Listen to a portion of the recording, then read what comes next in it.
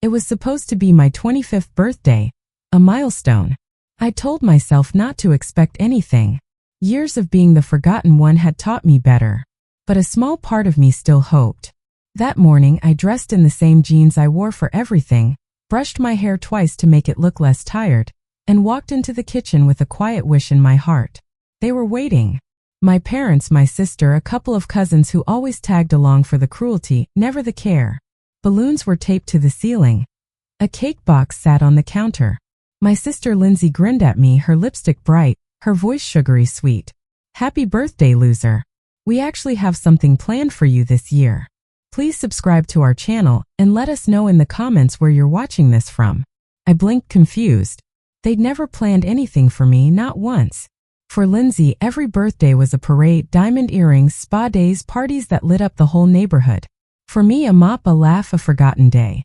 But today they seemed different. Excited. Dad pulled out a strip of black cloth. Put this on, he ordered, smirking. We've got a surprise. You'll love it. I hesitated, but Mom clapped her hands. Don't ruin the fun, Emma. It's your big day. Just do as you're told. Something in me tensed. Still, I let them tie the blindfold over my eyes. I told myself maybe, just maybe, they were finally going to treat me like family. Maybe they had listened when I cried quietly last year after they forgot me again. The car ride was long, too long. I could feel rough roads beneath the tires, hear muffled snickers from the back seat. Lindsay whispered something to Mom, and they both laughed. Dad turned up the radio. I clutched my hands in my lap, heart pounding, forcing myself to believe this would be different. The car slowed.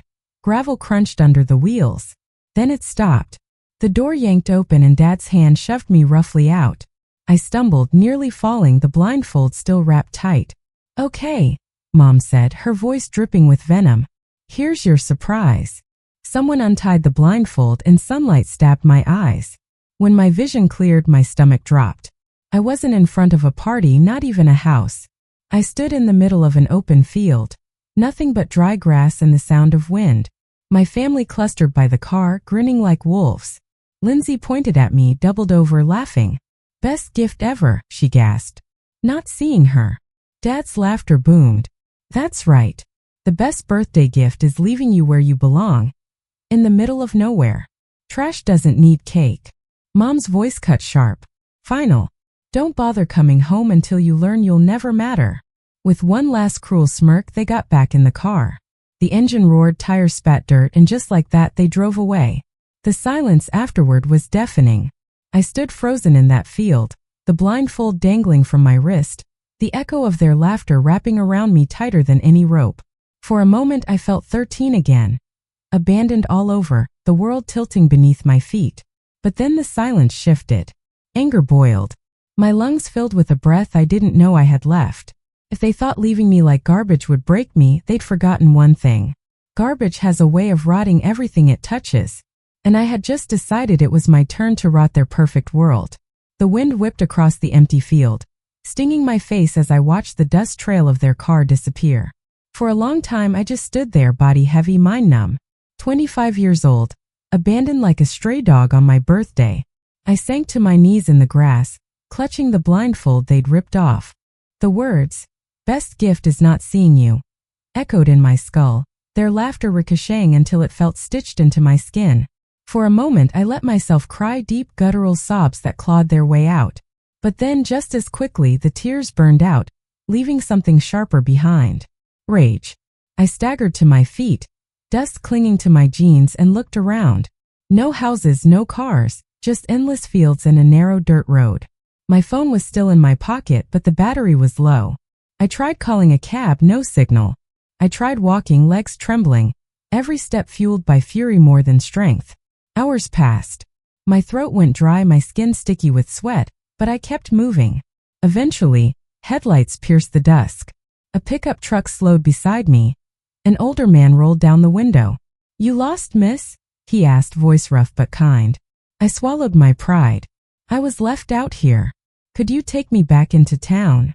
He nodded. Without another word, I climbed into the truck bed. The ride was bumpy, but it gave me time to think. By the time we hit the first streetlight of civilization, my decision was carved into me like stone. This wasn't going to end with me crying in a field. It was going to end with them choking on their own cruelty. When I got home, the house was silent. They hadn't even noticed how long I'd been gone. A part of me wasn't surprised.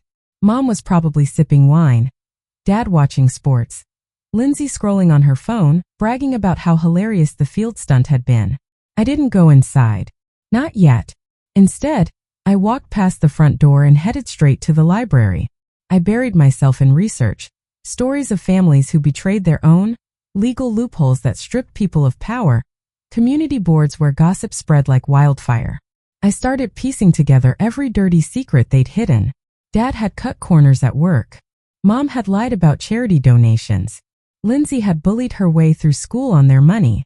They thought they'd buried it all, but they hadn't counted on me digging. Days passed.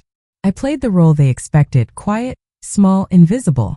At meals, I said nothing as Lindsay flashed her new necklace, a gift Mom and Dad had bought her, as if mocking me further.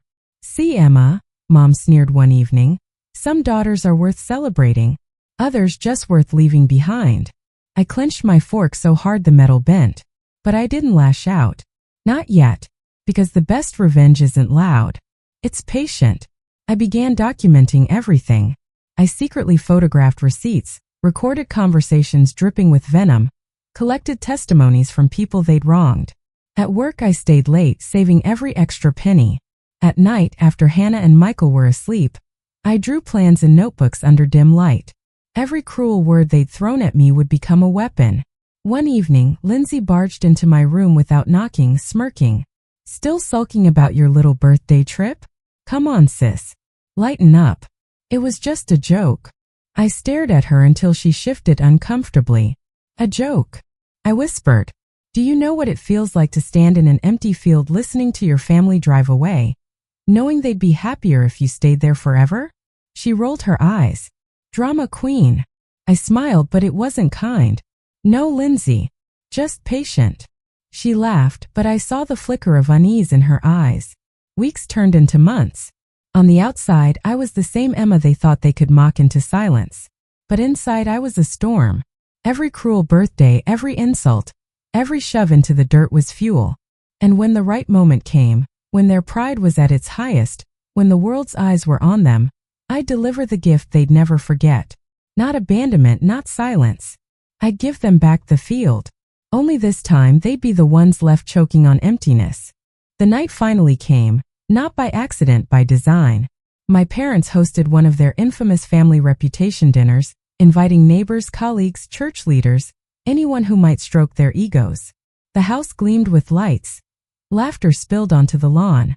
Lindsay strutted around in a glittering red dress, telling everyone about her perfect family.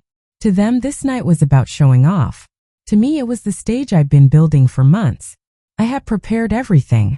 Every lie they told, every cruel word they spat, every receipt proving their hypocrisy, all tucked into folders displayed neatly waiting. But the revenge wasn't just papers. It was a performance. When the dining room filled with guests, I waited in the corner silent. They didn't acknowledge me. To them, I was the invisible daughter, the burden they could laugh off. Dad clinked his glass and stood at the head of the table. "Thank you all for coming. We're so proud of our family. We've raised strong, smart children, and tonight we celebrate everything we've built." Mom beamed, soaking in the attention. Lindsay smirked, whispering something to the woman beside her that made them both laugh. That was my cue. I rose slowly, my chair scraping against the floor. All eyes turned. My parents stiffened, clearly annoyed that I dared to stand. "I'd like to say something," I said, my voice steady. Dad forced a chuckle. "Emma, this isn't the time for one of your moments." But I ignored him. I walked to the center of the room, pulled a folder from my bag, and laid the first document on the table. "Funny," I said softly, "how you claim to have raised me. Yet here's a statement from a neighbor who fed me when you abandoned me at 13. They remember me knocking on their door, hungry, because you were gone." Gasps rippled through the crowd. Mom's face drained of color. I pulled another sheet. "Here's an ambulance report. Remember that night I almost died?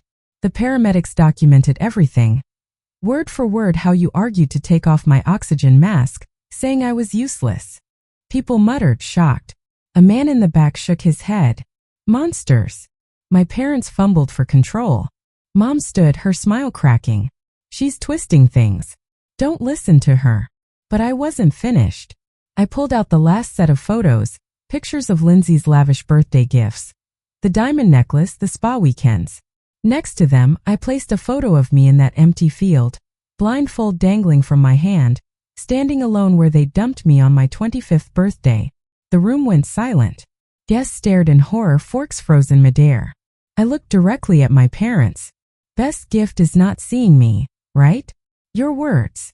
But tonight, everyone sees you for who you really are. The silence broke into chaos. Whispers, disgusted glares, people rising from their chairs. One woman slammed her napkin down. I will never do business with you again. A man shook his head. Cruelty like this doesn't stay hidden. Mom swayed, grabbing the table for balance. Dad's face burned red, his mouth opening and closing without sound. Lindsay's smirk vanished. She buried her face in her hands. And then I delivered the final blow. You left me in a field to rot. So here's my gift to you. I'm leaving you in this room, stripped bare in front of everyone you ever wanted to impress. Consider this the field you can never crawl out of. I turned, took Hannah and Michael's hands and walked out. Behind me, the sound of chairs scraping, guests abandoning the dinner, my parents' desperate voices begging people to stay. It was sweeter than any applause. Outside, the air was cool, the stars wide and endless above. My children looked up at me, small hands clutching mine tightly. Hannah whispered, "Mommy, you were so brave." Michael grinned, his missing tooth shining. They looked scared. I smiled for the first time in years. They should be.